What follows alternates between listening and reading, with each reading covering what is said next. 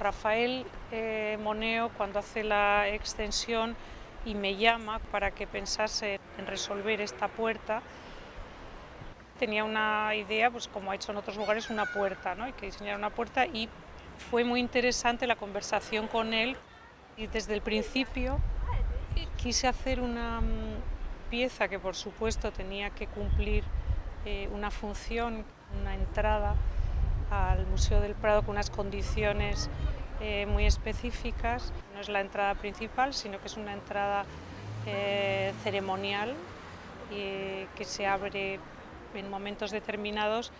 Además de cumplir esa función, es una escultura pública, crea un lugar en sí misma.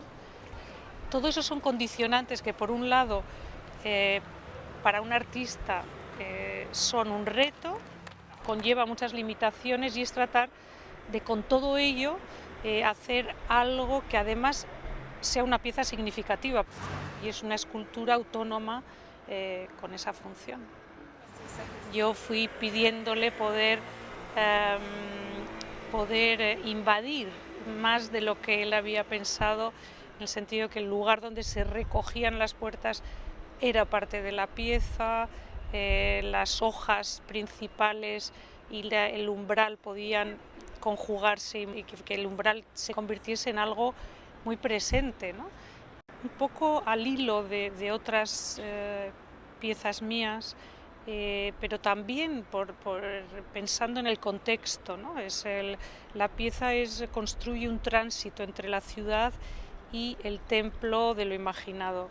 En ese sentido, la invención vegetal, que tiene que ver también, como digo, con piezas anteriores mías, he construido pasajes, he construido laberintos, tiene que ver con esa referencia también al botánico que está aquí al lado. Esta ficción vegetal tiene el registro de lo natural, pero compuesto de una manera diferente, original.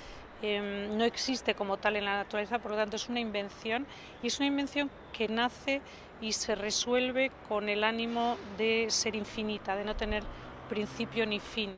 Bueno, creo que además tienes esa parte de textura, de piel, que uno puede tocar, puede sentir, que atrae también porque juega en ese punto también en su representación, juega entre lo abstracto y lo reconocible. Entonces creo que siempre me ha interesado jugar con la distancia del mirar, que como a una distancia determinada de la pieza te sugiere lo que puede ser, pero no lo reconoces del todo, y en cambio en el detalle surgen otros mundos, ¿no?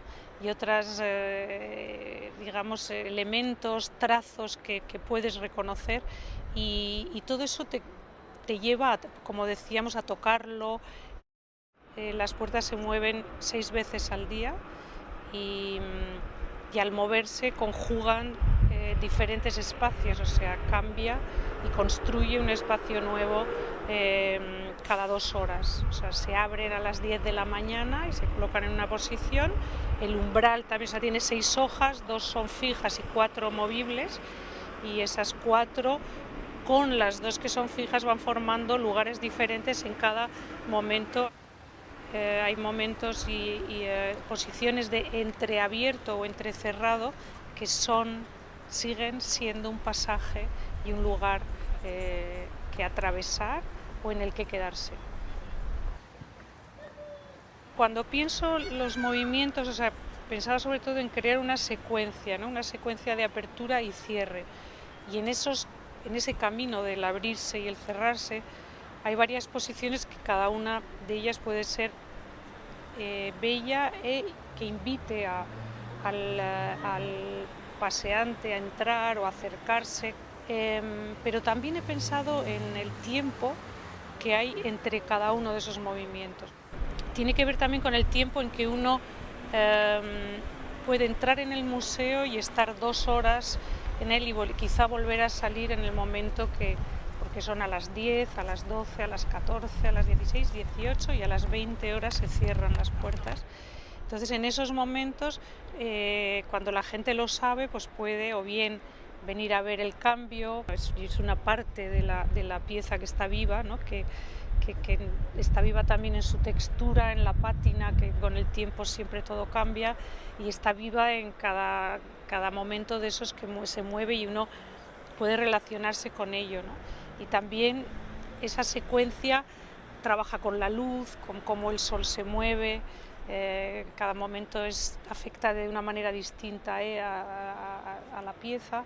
En fin, todo eso, esa idea secuencial, la hemos trabajado con el sentido de todo lo que podía implicar.